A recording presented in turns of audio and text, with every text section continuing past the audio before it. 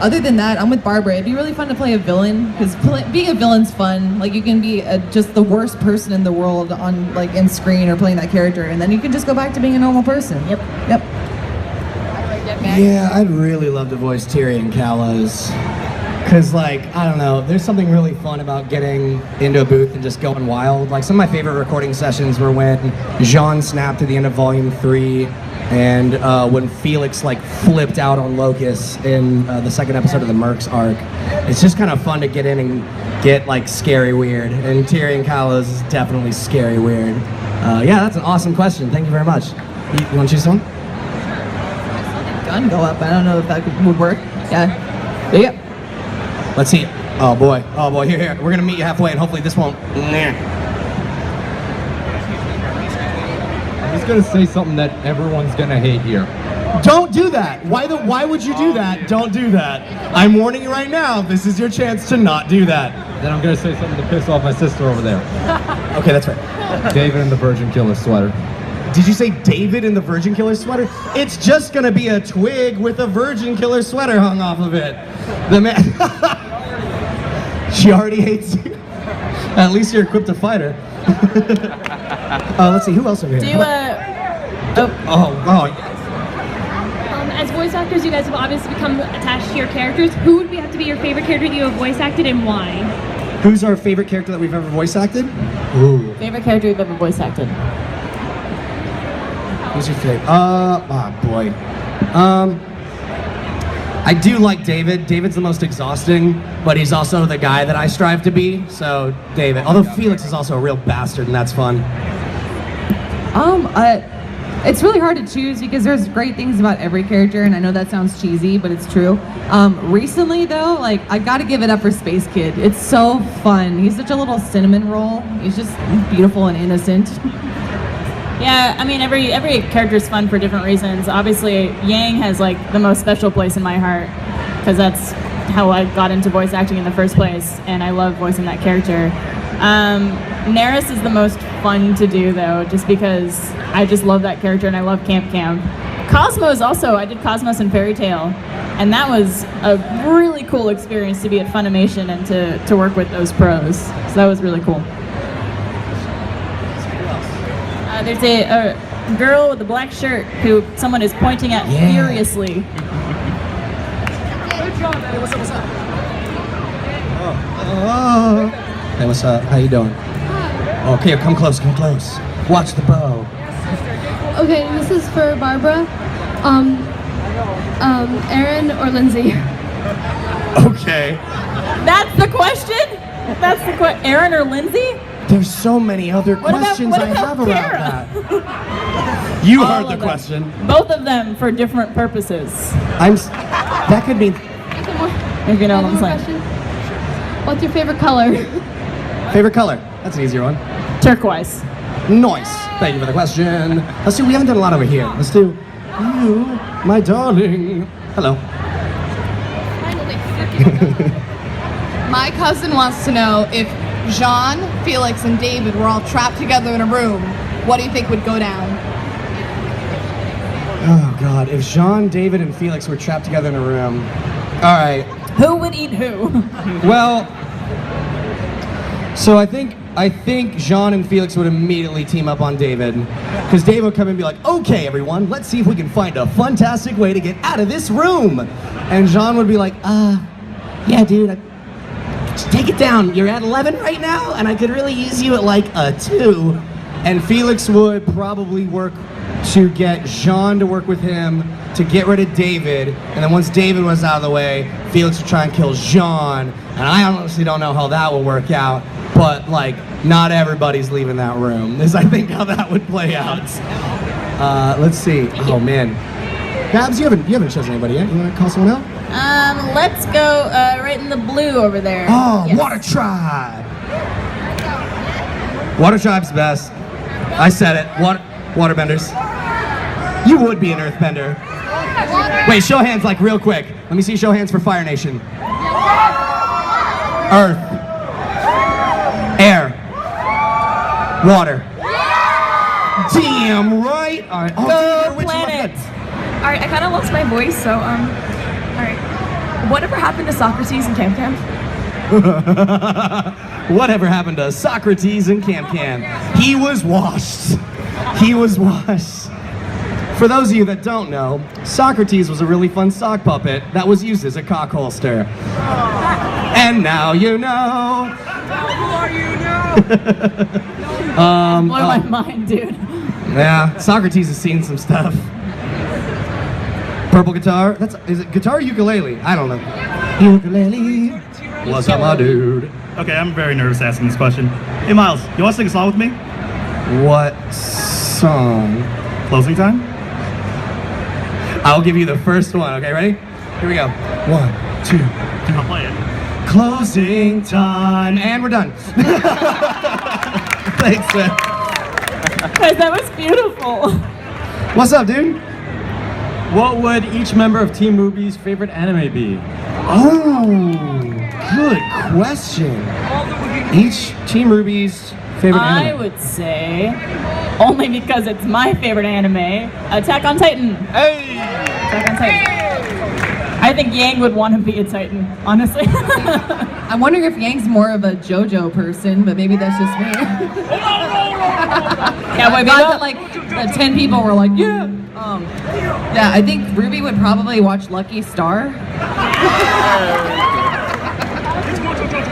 Someone said One Punch Man for Yang, also, yeah. I could see Blake being into Inuyasha. I could kind of see that, honestly. I could see Blake being into some hentai. I mean, aren't we all? Well, that. Weiss. Yeah, Weiss reads the manga.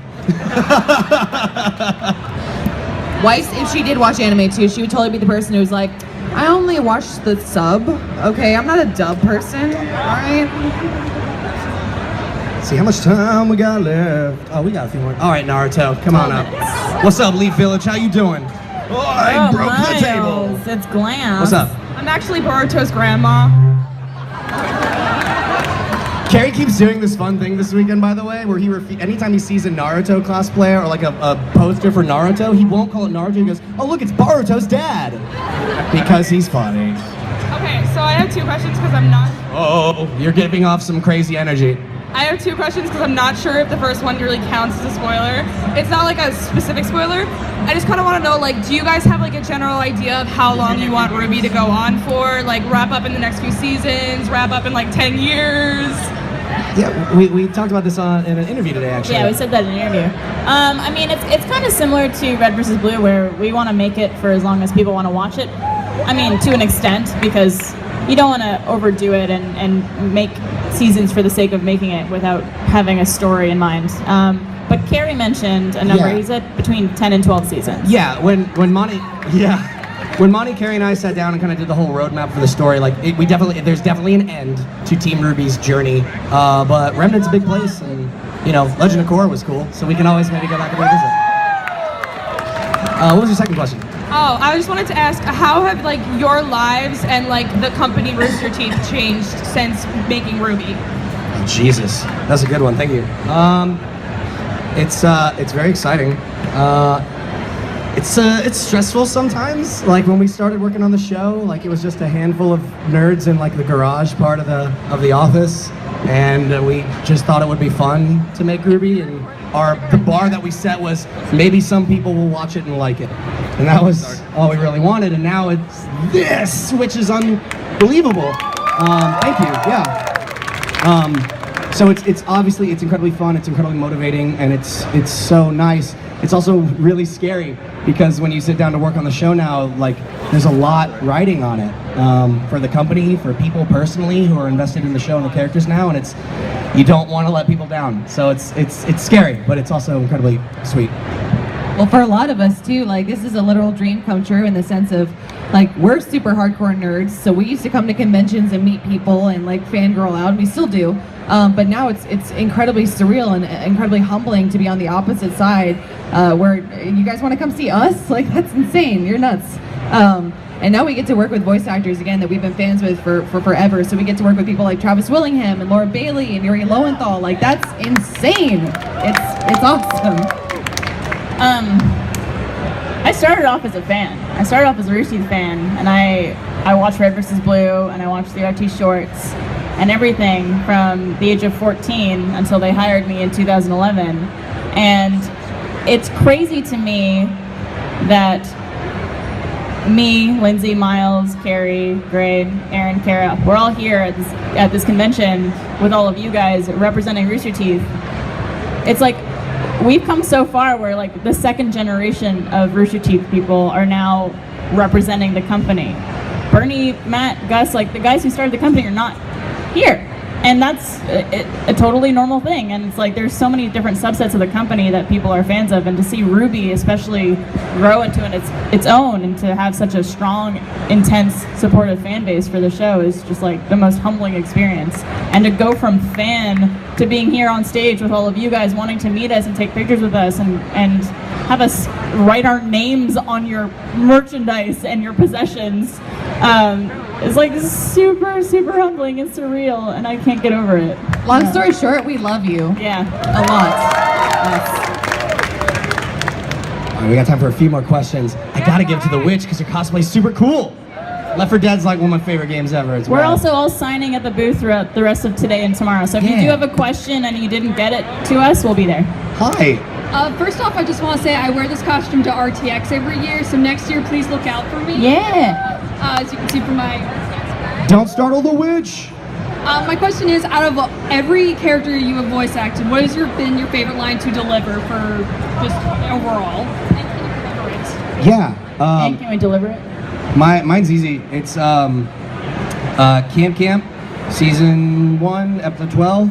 It's because somebody fucking has to. When David finally swore, was like, because we were writing up to that moment from before the show was even a show. Like we knew that was what we wanted the climax of season 1 to be, and I don't know, that moment meant a lot to me personally. I'm gonna be a douche. I have 2. So the first one, as far as like a comedic value goes, I love in Camp when there's one opening where somehow Space Kid got syrup in his butt, or the glue actually, and he's talking about the glue like running into his butt. He's like, "Oh guys, the glue's going into my butt." It's like, all right. But as far as like sentimental and really like a meaningful moment that I'll never forget, it was saying "I love you" to Yang at the end of Volume 3 and having her not say it back. How dare you! I'm not Yang! I'm not her! You said this! I would have said it! You said you were! Yeah, I know, I'm Yang. I have a few. So for Red vs. Blue, it has to be Carrie, choking on my own spit. And then for X-Ray and Bav, when I did Orf, it was Hello, little human. What are you doing in the trash? Did your maker throw you away?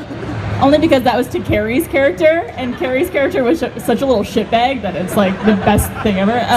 It's still like beautiful to have this like innocent robot talking to this innocent little boy, and just both of them not understanding what's happening. And he's like, "I'm not doing anything," and then Orf's like, "Okay," and then like flies away. And then mentioned it before, but Neris's line of anyone else want a 20-sided ass kicking? That was really fun. And then for RWBY, it's just like, gosh, every scene is so much fun to do. For meaningful, the scene between Yang and RWBY in the end of Volume 3, it was super challenging and super unique to be able to do that, especially with Lindsay. I remember watching it too, like just like a favorite line of yours that I enjoy. In that scene, it really took like, I had to take a second when RWBY's talking about Blake and they're trying to figure out what happened with her, and she's like, there has to be a reason, and literally Yang cuts her off and goes, no, it doesn't. And I was like, oh my God. And sometimes bad things just happen, which is true. And it's I think that is such a turning point in the season and the series, actually. So, also shout out to the Summer Rose sitting in the front row. Yeah. That's so cute. Goodness, you have a wonderful mother for doing that also. Oh, noted. Good. My parents dropped me off in front of the convention. They were like, hey, bye, loser, have fun. Taking it back to how this whole thing started and talking about fanning out over stuff. Travis McElroy came back and was apparently like right there trying to get my attention. I didn't notice, and now I hate myself. Where'd he go? Did you? He had to run off to a panel. Yeah, I'm gonna go listen to My Brother and Me in the Adventure Zone, because the McElroy brothers rule. Griffin McElroy, by the way, plays Jasper in Camp, if you like that, so, yeah. All right, oh man, Ruby, you are so excited, I can't not, I'm so sorry. Ruby cosplayers always get the bias, you should come to expect this. What's up? Hi. Oh, we have to come over here. That's a slippy carpet. I have a question. Is it true that Ruby likes Weiss or Oscar? Oh, you shippers start early. Well, Ruby doesn't really know Oscar yet. Ruby doesn't know Oscar. What do you want? Here you go. Well, listen, okay. Ruby loves Weiss, even though Weiss doesn't want to admit that she clearly loves her back in like a totally friend way. But Ruby actually loves her weapon the most. So Ruby loves Crescent Rose. Duh. My precious. Thank you so much for the question. Let's see, we got, I think this might be our last question. We'll be at the booth, don't worry. I gotta give it to Pyrrha, and I'm so sorry, but like... This is awesome. I love it, yes. Hold on, my dude. What's up? Make it a good one. Okay, so clearly all your characters have inspiration in the RWBY from backstories, more or less. What are your favorite quirks that have been thrown in or called outs to those original characters, or ones that maybe you think fans haven't noticed? So to clarify, you're talking about how a lot of the characters in RWBY are based off of... Yeah, okay, so characters in RWBY are based off of fairy tale characters, historical figures, stuff like that. And we do like shout outs to things like that. For example, Penny, who is based off Pinocchio, when she lies, rather than having her nose grow, she hiccups. So the question was, are there any other quirks like that that we really like, or maybe people haven't really noticed yet? And that's a good question. I remember it was like in Volume 1, just after they like flew through the forest and landed to try to find their teammates, Yang fights Ursus, the three bears. And I feel like that was just kind of like swept under there.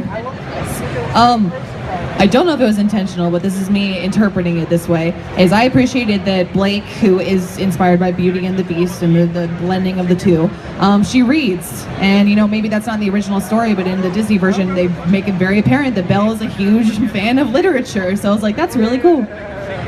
To piggyback on that, we also made sure to give her a candelabra in that scene, and we have her drink tea. Like, we try to surround Blake with the iconic items from the Beast Castle. The other thing that we had fun with Blake's one of my favorite characters, the whole Beauty and the Beast thing. Like, you can kind of interpret it two different ways, in that she is Beauty and the Beast, or you could see her as the Beauty and Adam Taurus as the Beast, and there's a lot of different ways that you can kind of like interpret that, and I don't know, I think that's sort of fun. There's not really one right answer, it's whatever you want, but yeah, Blake's fun. We need a Gaston character. Oh God. Well, actually, there is.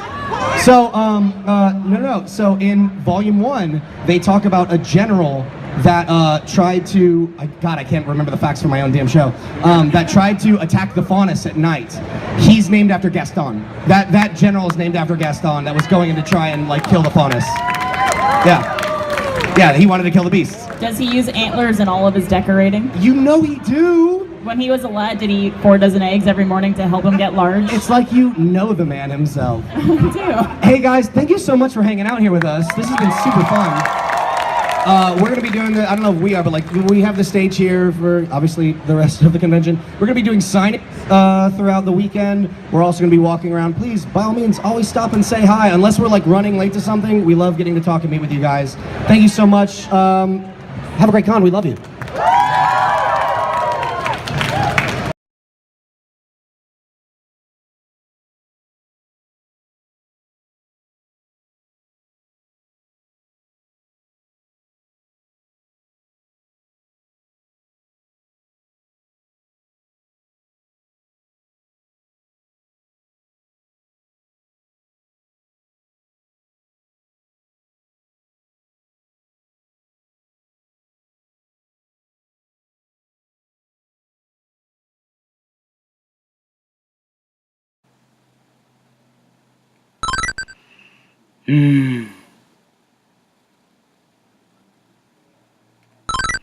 Oh yeah, we're almost there.